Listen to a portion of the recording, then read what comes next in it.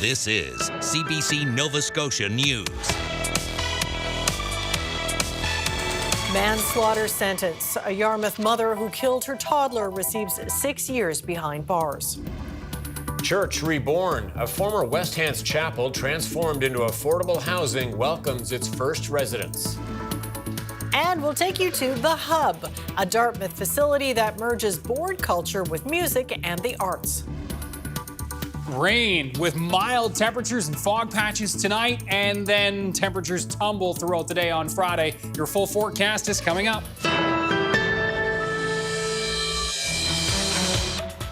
Good evening. A heartbreaking conclusion today in a Yarmouth courtroom where a mother has been sentenced for death of her own child.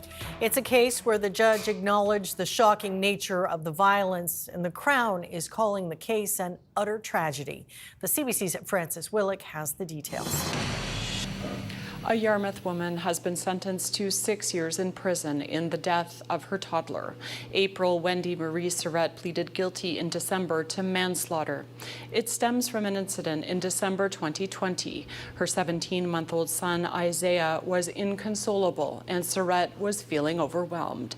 In a moment of frustration while changing the boy's diaper, she threw him from a bed onto the hardwood floor. The impact caused blunt head trauma, and he died in hospital 3 days later. The boy had been in foster care in the months leading up to the incident and had just been returned to Surratt's care about 2 weeks before. Crown Robert Kennedy told CBC News the case is an utter tragedy.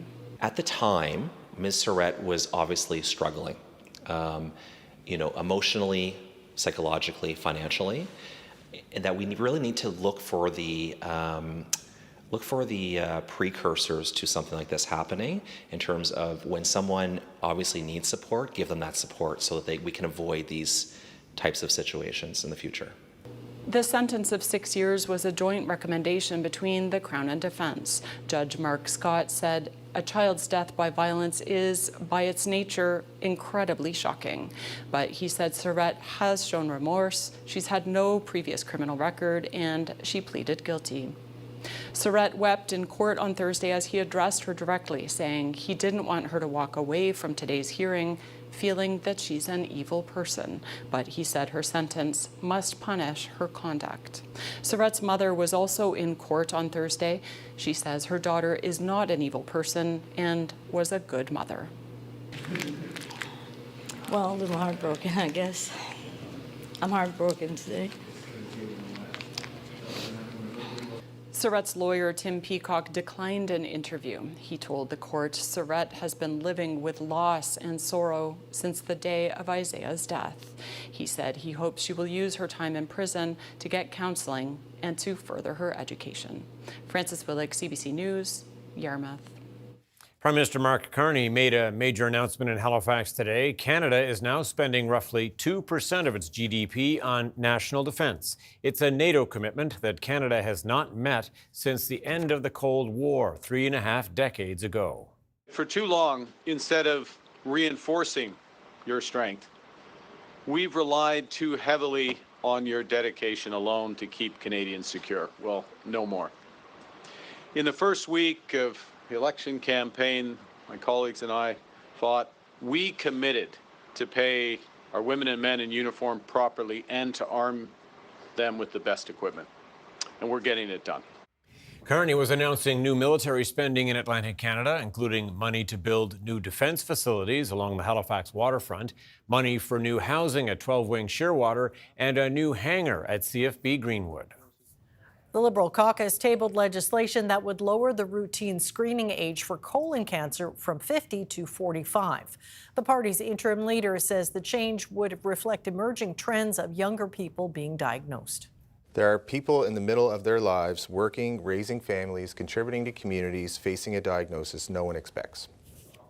Rankin says expanding access to home test screening kits by lowering the age would cost about $500,000. Several milk products made in HRM have been recalled for possible glass. The products made at a Bedford plant are being recalled after a consumer complaint triggered an internal investigation. Brands of milk, including Farmers and Natrel, are impacted. The best before dates range from March 26th to May the 15th on both 1%, 2%, and 3.25% products in the 2-liter cartons. For more details, you can go to the Canadian Food Inspection Agency website. If you haven't booked your spot on a Marine Atlantic ferry this summer, you might be out of luck. Bookings are up and many sailings are nearly sold out. Kyle Moore has that story. It was August 1st of last year that the federal government slashed Marine Atlantic ferry rates by half. The initiative aimed at reducing travel costs. It also increased bookings. We're currently about 46% ahead of where we were same time last year. But when you look at in January, we were about 120% ahead of where we were last year. Colin Thibault says the crossing between North Sydney and Argentia already has more people booked than they carried in 2022. The Argentia service is getting full and it's getting full fast. We have some sailings that are already completely sold, but a lot of them are at the 80%, especially when you get up to, say, early August. The 6 to 8 hour ferry link to Newfoundland is crucial for getting passengers and commercial goods across. But the traffic also means money for communities on the north side. Marine Atlantic is paramount to the economic development and the whole buildup of the towns of North Sydney and City Mines and the whole community on the north side. CBRM Councillor Gordon McDonald says businesses are hoping to cash in on the increased traffic, but is hoping security barriers will be eased to allow passengers to spend their money more freely downtown. There's some days they're sitting there in storms. If they go into the compound, they can't leave with the vehicle. They can walk through the terminal and exit through there. So they're kind of locked in. So if there was a way for them to be able to get a ticket or a pass. Marine Atlantic fares are frozen until 2029, so the rising cost of fuel is for now not a worry. We're not expecting any changes. Obviously, if things get really extreme, we may have to revisit that, I suppose. But our intention is that there will be no increase to passenger fares due to fuel costs. Thibault says they are seeing a lot of bookings from travelers from Quebec, Ontario, and the U.S. He says it's important to book early. Kyle Moore, CBC News, North Sydney.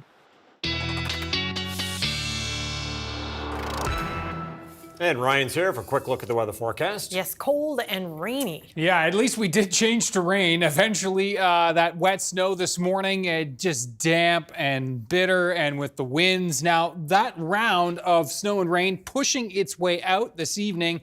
That was round one, however. Round two, as the temps do stay mild, fog patches, southerly winds gusting 30 to 40, 50 kilometers per hour, even 60 and 70 along parts of the coast.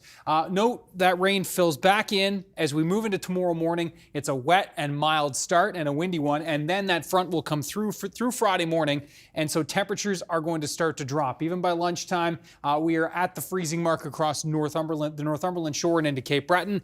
Temperatures down into the low single digits for the rest of us. And as we move our way throughout the afternoon, at least we are going to see some sunshine moving in across the province. And, you know, we're going to have to ride that silver lining of the sunshine as we move throughout this weekend, because those temps, boy, they're going to struggle. We'll talk about that with your 7-day coming up. We're going to feel it. Okay, thanks, Ryan. Thank you, Ryan. Thank you.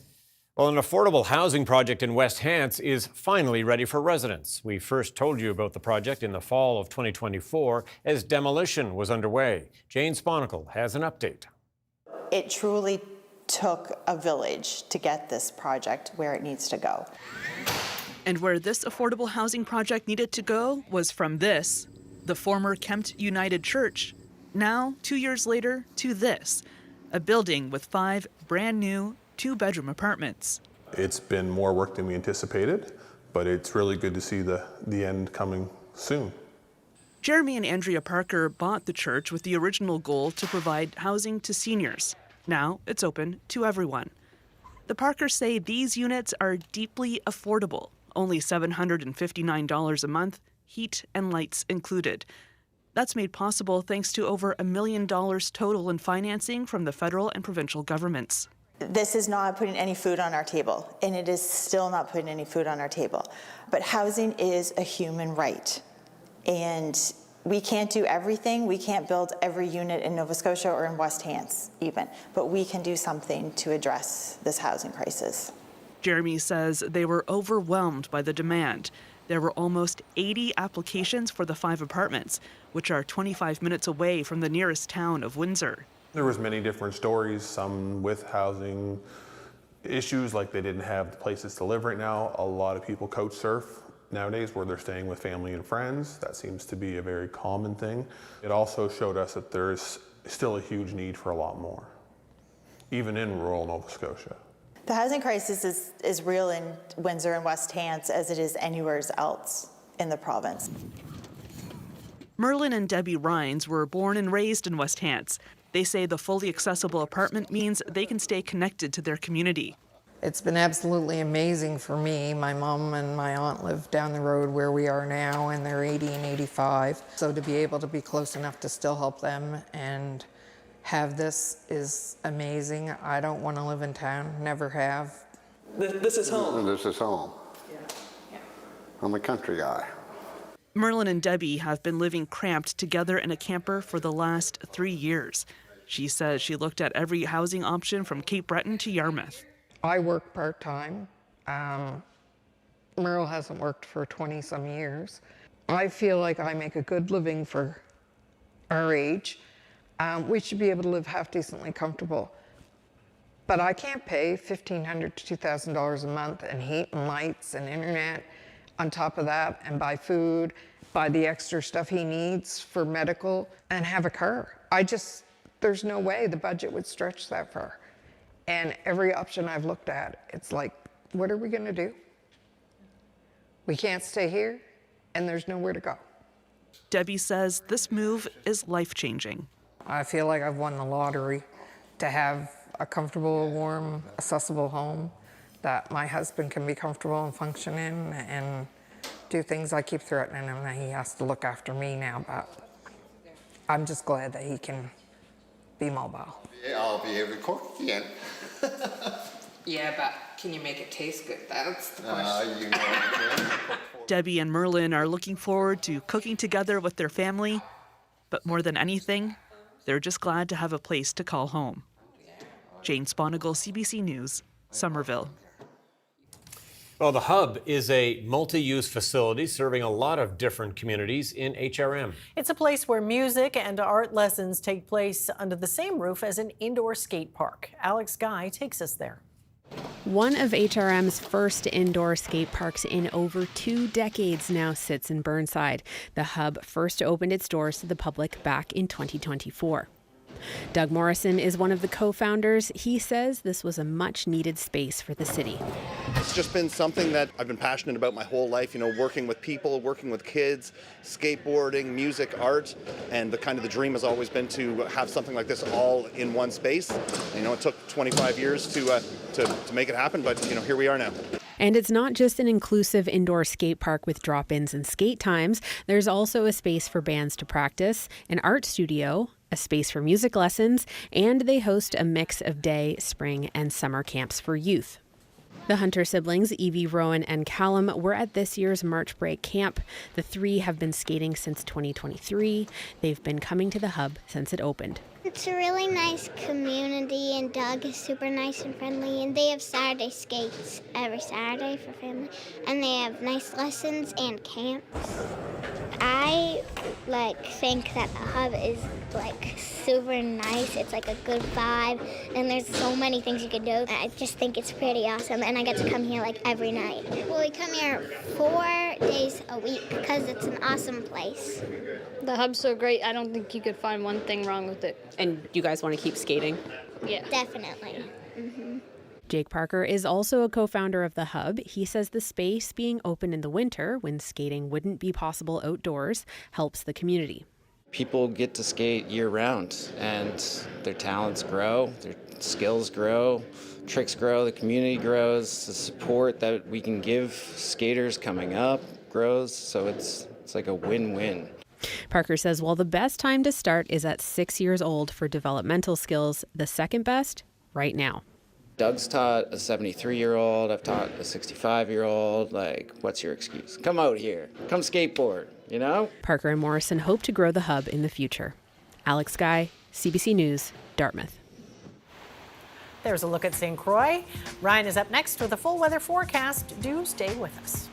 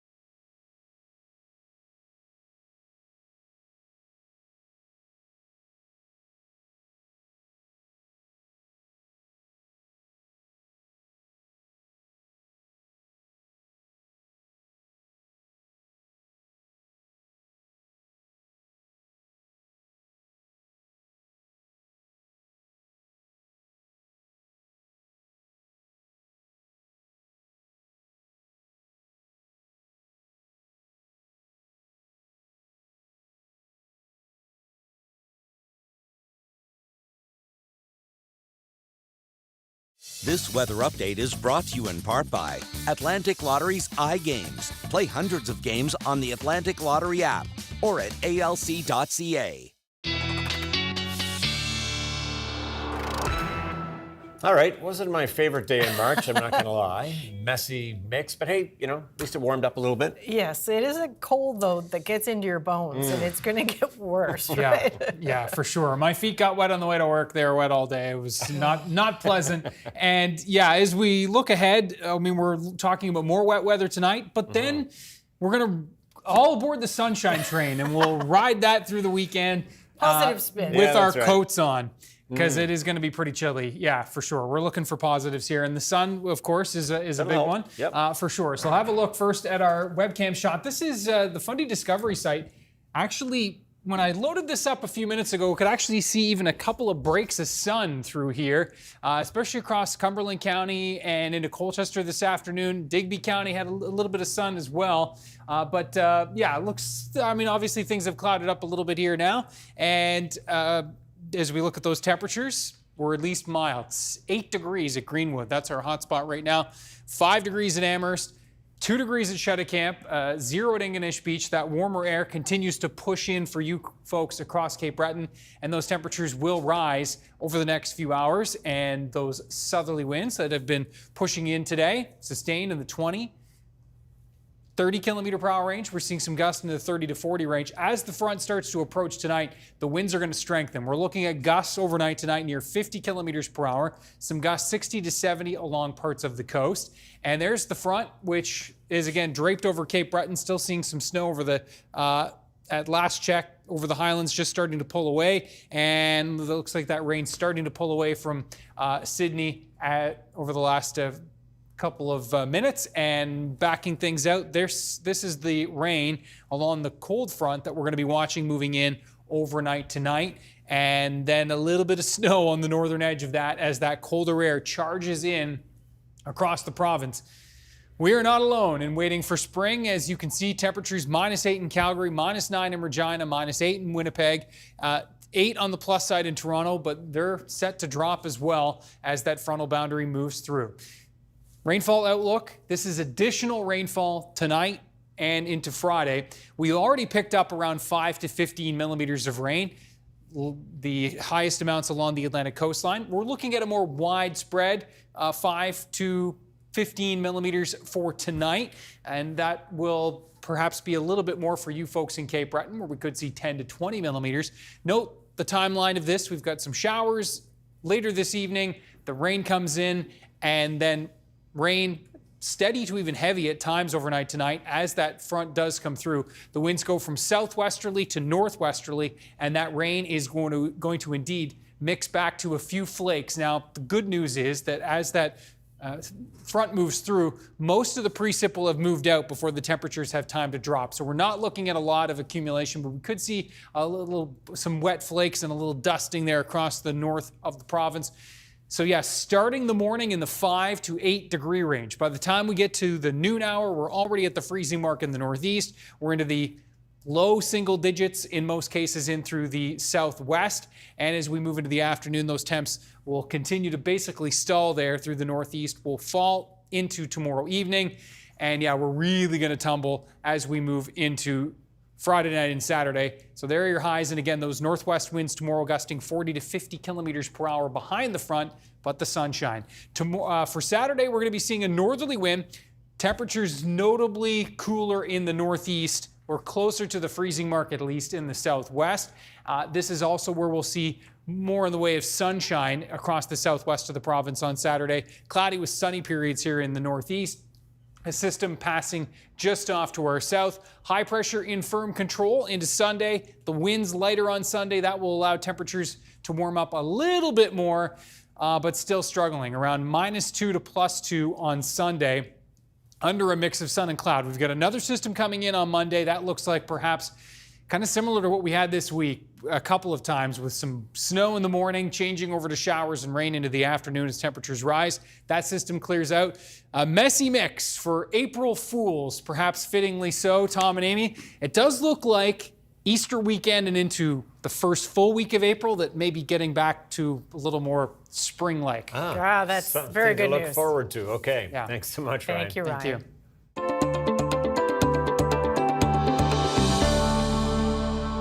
Well, if you've traveled around the Maritimes, especially recently, you may have noticed gas prices can differ from province to province, sometimes significantly. In fact, Prince Edward Island has some of the highest fuel prices in the country. So why are prices high just across the Confederation Bridge? The CBC's Chien Desjardins looks into that question. Gas prices are on the rise all over, and in PEI, they're especially high. There's a few reasons for that. It starts at the top of the supply chain with crude oil and the ongoing conflict in the Middle East. Like 20% of the world oil production transits to that part of the world in Middle East around the Strait of Hormuz. So that's a major impact, and its impact was felt right away in all markets around the world. These markets are really all interconnected. So that's good news for companies that produce the raw materials, but bad news for people at the pumps. But if everyone is affected by those things, then why do we see such a price difference on the other side of the bridge? Transportation is one factor. Obviously, if fuel is more expensive, then it costs more to get it here. But it also has to do with how our price is decided, and that's done by the Island Regulatory and Appeals Commission, also known as IRAC. The Commission uses a formula that starts with the Charlottetown rack price and then adds in applicable taxes, margins, and forward averaging. The rack price is what it costs to buy fuel at the Charlottetown terminal. Forward averaging looks ahead and takes into account what's happening in the markets. Margins, the cost of doing operation and profit, and on top of all of that, taxes. And some say reducing those could help. Local, provincial taxes that are in there that, you know, may or may not be able to say it's this percent on that or that percent on that. Just take it to a level that brings it in parity to our neighboring provinces. New Brunswick and Nova Scotia have a bit of a different system. They use what's called the New York Harbor price. And IRAC points out that New Brunswick also has ethanol blended gasoline, typically cleaner, typically cheaper, though some argue it's more corrosive and maybe a little less fuel efficient. All that to say, it's not generally sold on the island. I would say that the majority of that price difference is coming from that ethanol piece. It runs anywhere from 6 to 8 cents, and then you add in the transportation cost piece, and that's where the majority of that price difference is coming from. Another difference, according to IRAC, PEI sets both a minimum and a maximum price at the pumps. But New Brunswick only sets a max, so that means businesses there have free rein over how cheap they want to sell fuel for. And while no one knows for certain when the global market will stabilize, IRAC says PEI's pricing model is under review, so there could be changes here in the future. Chien Desjardins, CBC News, Charlottetown.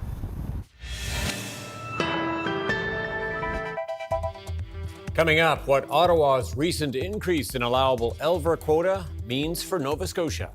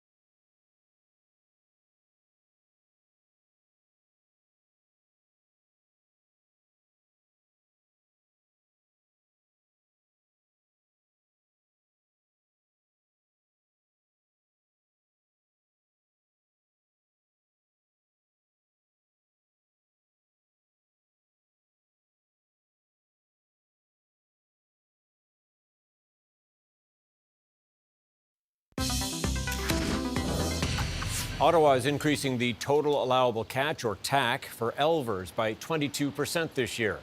It says healthy populations and the success of last year's relatively peaceful season are the reasons. The fishery was shut down in 2024 after soaring prices led to illegal fishing and violence on many rivers. Stanley King is the manager of Nova Scotia-based Atlantic Elver Fishery. So, sir, what do you make of this increase? Well, I can say that industry is pretty pleased overall with the decision of the minister. The minister and her team have clearly taken a science-based approach to looking at this fishery, which is welcome. And the science is clear. There is a very healthy stock and has been for quite some time. So the increase in TAC is definitely warranted. With that said, though, we do feel that it could have been raised even further, but we respect the minister's cautious approach, and we were encouraged to hear that there is a plan in place, and that plan also includes restoring some of the quota to commercial license holders who had most of their businesses expropriated just last year. All right, let's get to that. The quotas had been reassigned, as you say there, to give First Nations harvesters more access. What's your interpretation of the most recent minister's direction on that? To be frank, she's cleaning up the mess left by the last minister. And, you know, the last minister added 50% more TAC to the First Nations quota. And unfortunately, you know, they didn't consider that they already had about 13% of the industry as well. So that really put things lopsided.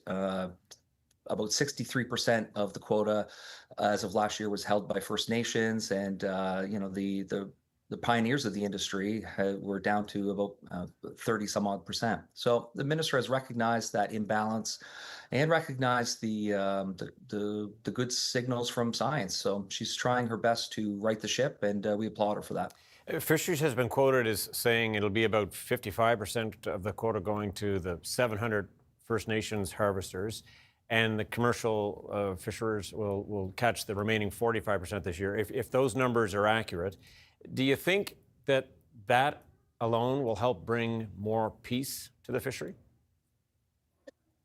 Well, I don't think it's going to bring any more peace to the fishery. Like I said last year, it was more like a 63 versus 37% split. So the minister has sort of like closed the gap a little bit, given a little bit more of this increase to the commercial fishery, as she recognized that you know, there wasn't sort of equitable.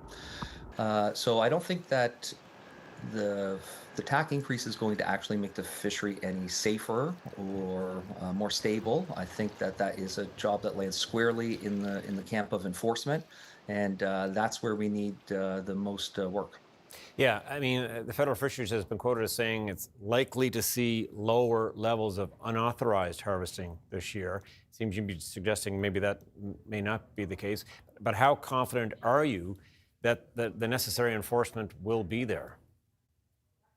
Well, enforcement over the last 5 years has been, you know, quite frankly, an abysmal failure. And we were disheartened to hear the head of the director of the fisheries officer department tell us that this year will be no difference in strategy. They were going to do the exact same thing that they have in previous years. When even just last year, that resulted in no busts at airports. You know, all of these, you know, several metric tons of illegal fish are being flown out of our airports, and they can't catch one shipment. And, you know, personally, we called last year to report real-time illegal fishing, and we had a 7% response rate from DFO CMP, the fisheries officers. So we know how bad it already is. We expect nothing less than the same this year, since they have already told us that their strategy remains the same. What the fishery actually needs is more boots on the ground. When we pick up the phone, we need somebody to come, or at least come 10% of the time, 20% of the time. DFO says we can't be everywhere at once, but it seems that they're nowhere at all. So we definitely just need more boots on the ground, and that is what's going to stabilize this fishery. So much attention on the fishery, and as we say, the TAC increasing here and things starting to even out maybe a little bit more. Are we approaching a point in the fishery, do you think, where people can talk about growing the industry? I mean, possibly either growing the Elvers to maturity, selling them that way, or just generally growing the fishery as sort of a way of doing business? Well, the minister has really done great work in the short time she's been here. She's taken care of the CITES decision and the species at risk decision, which were two swords of Damocles hanging over her head. So she has opened the door for not only this tax increase, but for aquaculture startups. We have an aquaculture startup that has been hampered for the last 12 years because we have not had the support of government. So hopefully that will turn around. But, you know, in the end, spin-offs will rely on the fishery itself, and we need the government to be responsible with the fishery itself. For instance, some new license holders last year failed to follow any of the rules of the fishery. None. They didn't report their catch. They didn't stick to the rivers that they were assigned. They didn't use the new traceability system. And instead of being penalized, the government has reissued their license and given them an increase in TAC, more quota. So it kind of leaves us with scratching our heads, and we think it sends a bad message that compliance is optional and that others may follow suit. Interesting to see how this season will go. Stanley King of Nova Scotia's Atlantic Elver Fishery. Thank you for talking to us. Thanks, Tom. Coming up, Mark Carney announces new measures that will be implemented to strengthen Canada's armed forces. And Donald Trump issues more warnings to Iran as the conflict in the Middle East continues with no end in sight.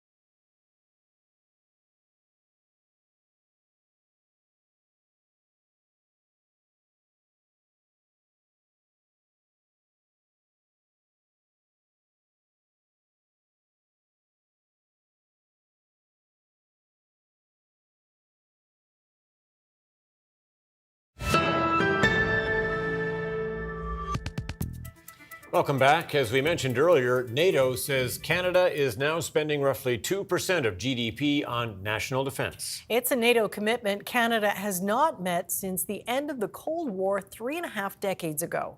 Mark Carney hailed the news speaking in Halifax. The CBC's Ashley Burke reports. The Prime Minister marking an important moment for the military. For the first time since the Cold War, Canada has now hit NATO's spending target.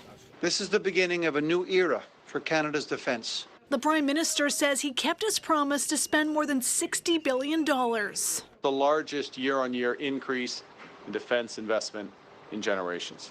NATO confirms it's the first time that Canada and all allies reached the alliance's goal of spending 2% of GDP on defence, just as it raises the bar to 5% over the next decade. Continuing this crucial trend will be a priority in the years to come. For too long, European allies and Canada were over-reliant on US military might. This moment comes after intense pressure from allies, including Donald Trump. He has said it's what made Canada a serious contender to be his 51st state. They think we're going to, protect them with our military, which is unfair. The opposition says it shouldn't have taken Trump to push Canada across the line. That's the wrong reason. We were supposed to be here as a nation more than 2 years ago. We shouldn't have been dragging our feet and dithering. The Prime Minister got here after a flurry of spending announcements, including a more than $300 million project to buy new rifles for the Army. But the government has refused to provide a detailed breakdown of the costs. The government has to be much better at explaining itself. Otherwise, it risks undermining public trust. And that's really the issue. That defense expert says it won't be easy for Canada to hit NATO's new spending target, and that if the government isn't more transparent, it could lose the public support to keep spending tens of billions of dollars on defense. Ashley Burke, CBC News, Ottawa. Israel has launched a barrage of new airstrikes on Iran in retaliation for a wave of missiles, some of which evaded Israeli defenses Thursday. The fighting ongoing even as efforts to end the war with Iran continue. But whether those are peace talks or just overtures depends on which side you're listening to. Sasha Petrovic explains from Jerusalem. The big question again today is whether the United States and Iran are negotiating to come up with some sort of a deal that would end this conflict. Donald Trump was really doubling down on his message that talks are going on, the negotiations are going on, but he was sounding less diplomatic. He was sounding more frustrated that Iran is still really insisting that no talks are happening. Yes, there's some contact, but no negotiations. میخوام عرض بکنم این که گاهی پیام‌های تبادل بشه از طریق کشورهای دوست یا از طریق بعضی از افراد مختلف. این نه اسمش گفتگو هست نه اسمش مذاکره است. What he's talking about is a process where Pakistan in particular has been acting as a mediator, passing messages back and forth between Washington and Tehran. Now, all of this, though, is happening in a situation where the fighting is continuing and Donald Trump is issuing more threats of his own. He also says Iran is now begging. They are begging to work out a deal. I don't know if we'll be able to do that. I don't know if we're willing to do that. Now, Trump issued a warning today, too, saying that Iran better get serious soon or it won't be pretty. He posted that online. It hasn't been pretty. The conflict has been continuing here in Israel. There have been sirens going off all day. A number of Iranian ballistic missiles have hit here. Most of them have been shot out of the sky, but not all of them. People have been killed and injured. And Israel has been hitting Iran with their own airstrikes. They say that they assassinated a top naval commander responsible for the critical Strait of Hormuz. And one interesting point about the negotiations, though, is that apparently two names have been taken off of the hit list. Iran's foreign minister, the one who was speaking earlier, as well as the Speaker in Parliament. These two are expected to stay off of this list because they could be the main negotiators if, in fact, talks continue towards some kind of a peace deal. Sasha Petrusek, CBC News, Jerusalem. A delegation of Russian lawmakers has arrived in the U.S. for talks with members of Congress. It is the first such trip since Russia invaded Ukraine more than 4 years ago. This comes as the war continues to rage. Russian drones have attacked Dnipro, which is an industrial hub. One of the drones struck a 4-story residential building, which ignited a fire on 2 floors. 5 people were injured in the residential area. Russia has stepped up daytime drone strikes on Ukrainian cities in recent days. The CEO of Air Canada has apologized for his English-only message of condolence after Sunday's deadly plane crash in New York. In a statement, Michael Rousseau said, despite many lessons over several years, unfortunately, I am still unable to express myself adequately in French. I sincerely apologize for this, but I am continuing my efforts to improve. But despite Rousseau's apology, Quebec's National Assembly has now passed a motion adding to the calls for him to resign. Air Canada is subject to the Official Languages Act, and one of the 2 pilots killed in the crash was a Francophone Québécois. A display of honor and respect to show you now for the 2 Air Canada pilots killed in Sunday's crash.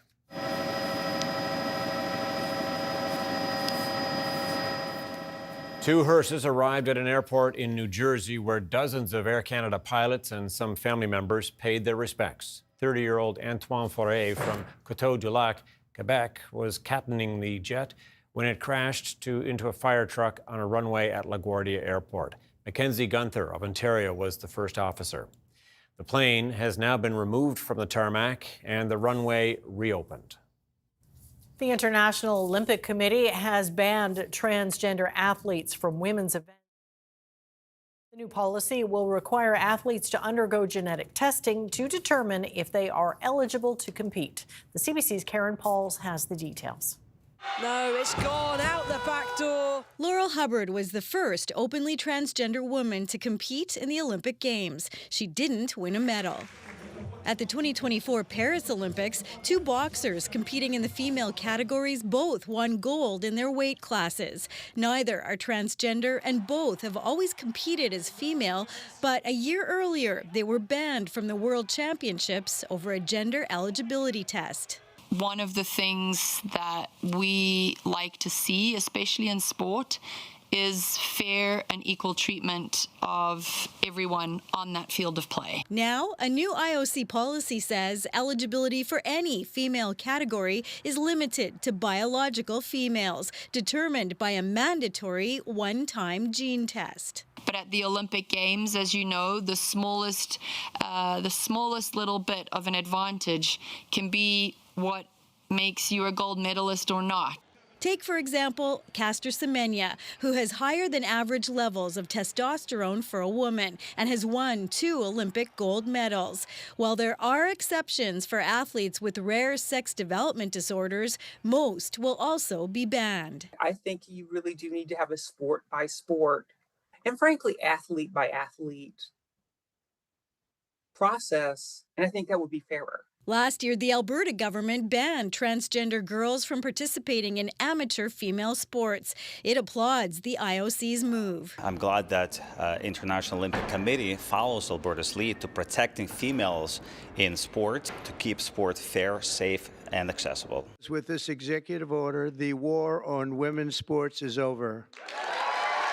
Shortly after taking office, U.S. President Donald Trump banned transgender women from competing in women's sports. Some say the IOC bowed to that in advance of the 2028 LA Games. It is U.S. administration, I'm sure, from where there is a lot of mobilization. The IOC says this new policy is effective going forward, and it won't be looking back to see if any other athletes would have won medals if these eligibility restrictions had been in place. Karen Pauls, CBC News, Winnipeg. The federal government has introduced a new bill aimed at protecting elections in Canada. Violating Canada's electoral integrity is a serious act that requires meaningful consequences. And so we are giving the Commissioner of Canada Elections additional tools for effective compliance and enforcement. Bill C-25 would ban digital deepfakes of candidates. It would also expand protections against threats of foreign and domestic interference. The legislation also takes aim at long ballots. That's the stacking of ballots with independent candidates, a tactic that's been used as a form of protest against Canada's first-past-the-post system. Mark Carney and Pierre Poilievre may be back to trading barbs in question period, but recently the tone between the Prime Minister and Conservative leader has been quite collegial. The CBC's Kate McKenna explains what might be behind that. It's back to business as usual, with the Conservative leader and Prime Minister sparring in question period. Same old Liberals, same old failures. Why is it that after this Prime Minister promised that he'd be the first, he's the worst in the G7? Yeah, this country's created over 80,000 jobs since office. Let's look at what's happened to wages in this country. They are growing the highest in years. It's an apparent end to a brief and unusual window. The Conservative leader offering public praise for the Prime Minister. We disagree on our politics, but we're both fathers. We're both proud Canadians, and in that sense, I think there's a mutual respect. Saying repeatedly when it comes to Canada-U.S. relations, the two leaders are working in tandem. Even in my visit down here, I'm sending him text messages to tell him what's going on, to try and support his work. I look forward to meeting with him to report on my findings, to compare notes. At this week's National Prayer Breakfast, they shared a moment before Carney shouted out Poilievre's favorite philosopher in his remarks. I know there's some Stoics in the room, so I will close by channeling Marcus Aurelius. Arise for the work of humankind. Be humble. However grand you are today, or maybe to become tomorrow, you too will be forgotten. It's part of, I think, a pretty significant strategy change for Poilievre. Veteran political journalist Paul Wells says Poilievre is adapting to a new political reality. He was on the record as saying that he would do almost the exact opposite of everything that Justin Trudeau did, which makes sense when he was dealing with a very unpopular opponent. Carney's more centrist than Trudeau was and is more popular. In recent weeks, Pierre Poilievre has shown other signs of change, doing interviews with a wide range of media outlets, taking a stronger position on Donald Trump, and promising to cooperate with the Liberals when it makes sense. Kate McKenna, CBC News, Ottawa. Canada's main stock index sank nearly 500 points Thursday, weighed down by losses in the basic materials sector, while U.S. markets also lost ground. A look at the numbers now as we head to break.